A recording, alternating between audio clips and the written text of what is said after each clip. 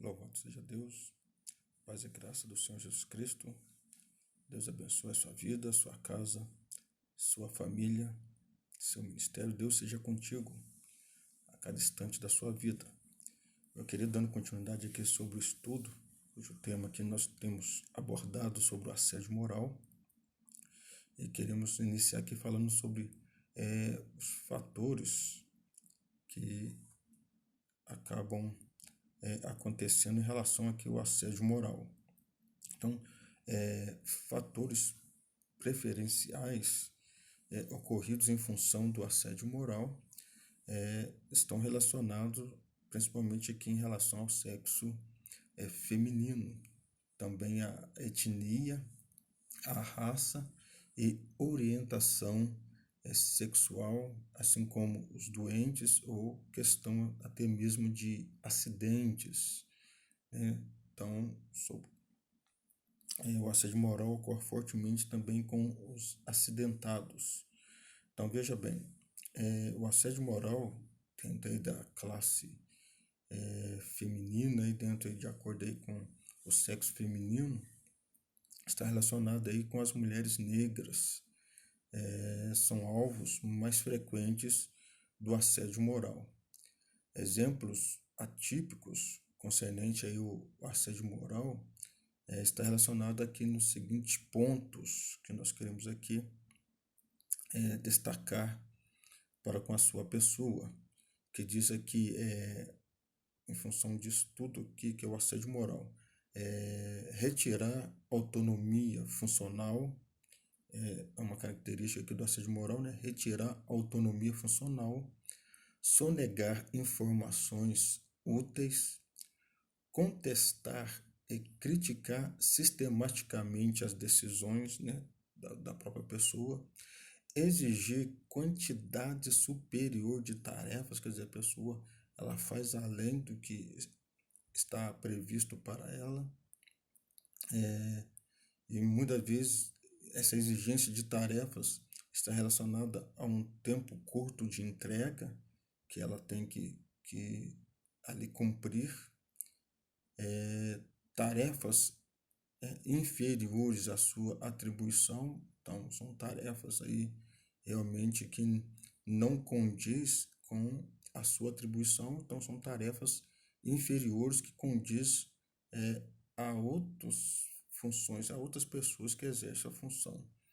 Então, temos aqui também segregar no ambiente de trabalho ou isolar de confraternizações. Então, né, a questão de isolamento, muitas das vezes, espalhar boatos perante outros, desrespeitando a vida privada, muitas vezes aí controlar o tempo e o uso do banheiro, é uma questão, dificultar ou impedir promoções, desconsiderando até mesmo o atestado médico ou a saúde médica que em relação aí ao funcionário, e tantas outras questões aí que muitas vezes aí está relacionada aí ao assédio moral, que na verdade aí humilhar, né, de forma sempre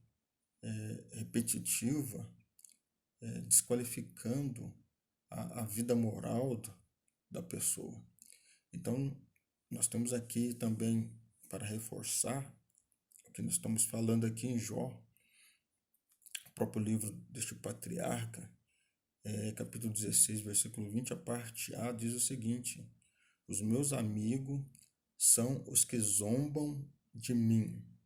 Olha só, havia ali um escarnecimento em relação à pessoa de Jó. E ele dizia que os meus olhos desfazem lágrimas diante de Deus. Então, essa zombaria estava trazendo para Jó um choro abundante e profundo que ele derramava diante de Deus. O capítulo 17 também diz aqui acerca de Jó, diz o seguinte: porventura não estou cercado de zombadores comigo, e meus olhos não contemplam às suas provocações.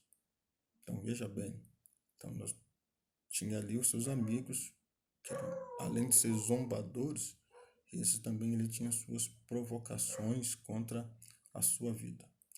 E se tratando aqui do assédio moral, nós temos aqui o crime, né, que os crimes contra a liberdade pessoal. Dentro delas aqui, o constrangimento ilegal.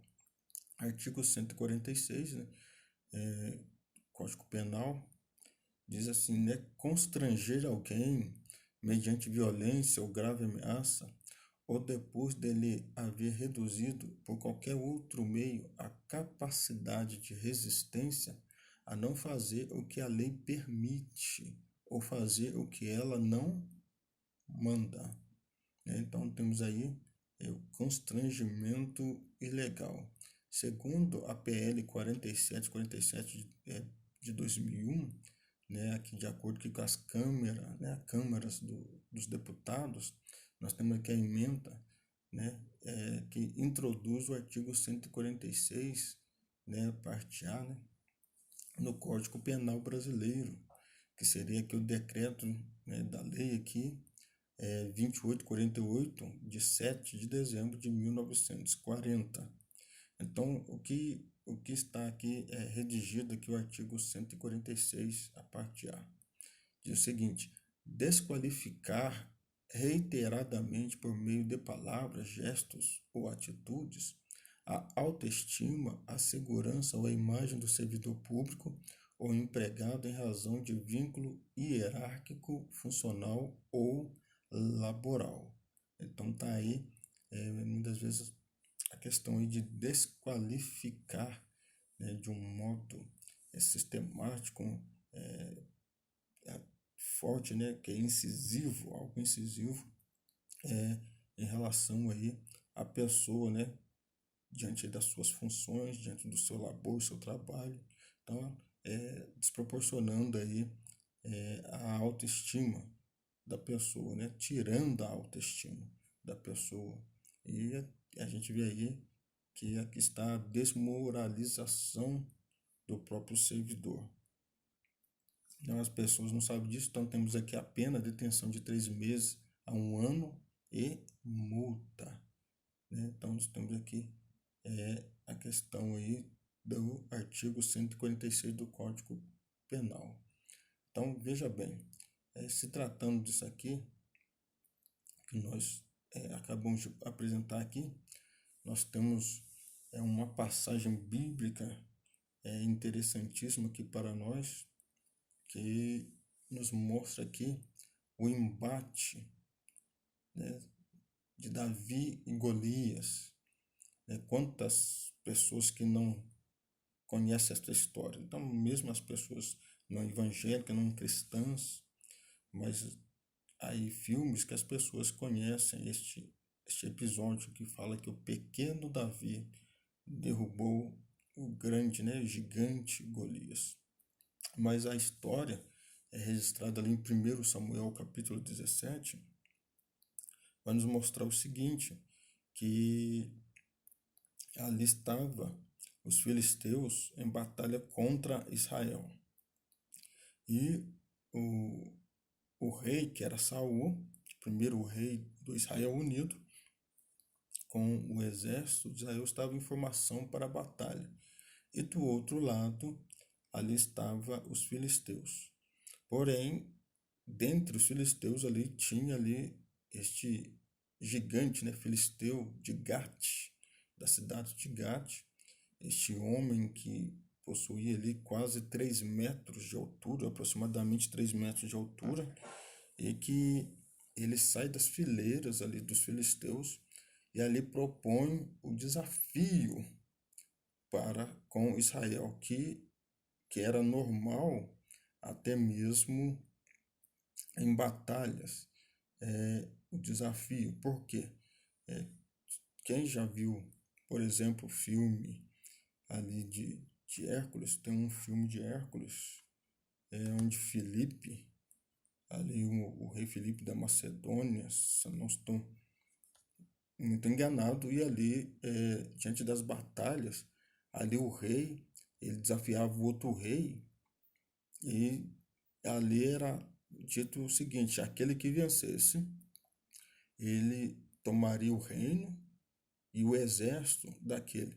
E era feito isso, falei assim, ó, ninguém mais vai levantar a espada. Então nós vamos poupar o exército, vamos poupar sangue, não vai ter sangue derramado, mas vamos aqui lutar até o fim. Então quem vencer leva o prêmio.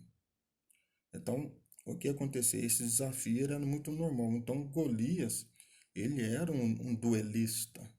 Então ele chega e propõe esse desafio para ali Israel, e dizendo assim: dai-me um homem, aquele que me ferir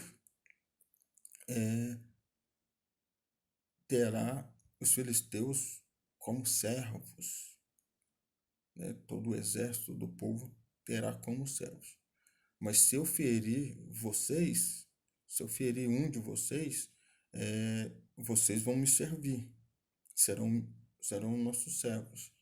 E, e ali é interessante por quê?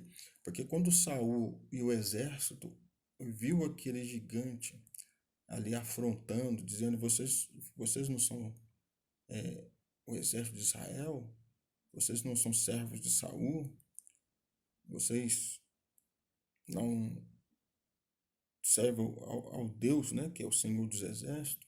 Então ele chegava zombando, afrontando ali os exércitos do Deus de Israel. E com isso, Saul e os soldados, ao verem aquele gigante, se, se temeram, né? Apavoraram, ficaram amedrontados.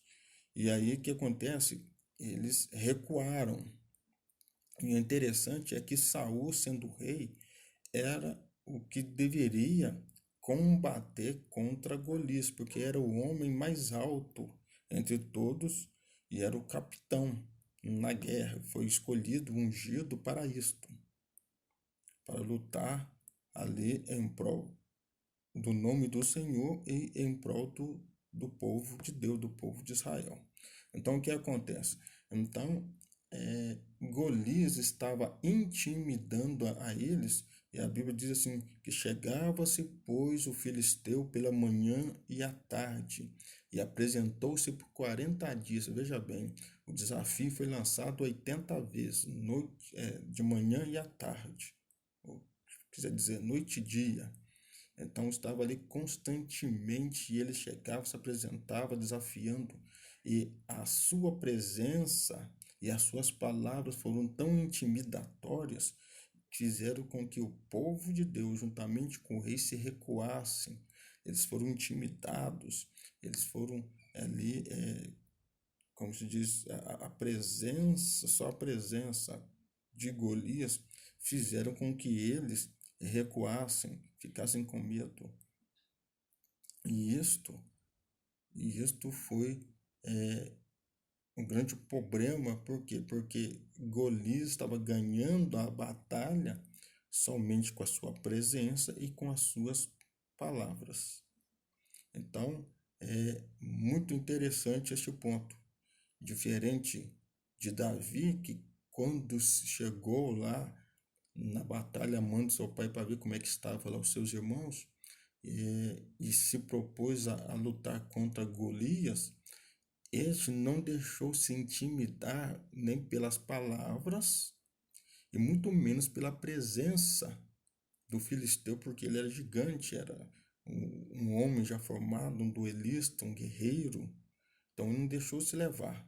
Então o que acontece? Davi chegou a dizer para ele o seguinte: você vem comigo com palavras, com espadas e lanças, mas eu vou contra ti em nome do Senhor dos Exércitos, porque do Senhor é a guerra, e em nome do Senhor dos Exércitos é que Davi venceu a batalha, derrubou o gigante ao lançar uma pedra e acertar a testa e cortar a cabeça. Bem, então Davi venceu a batalha porque não se sentiu intimidado. Também que você fique na graça e na paz do Senhor Jesus Cristo.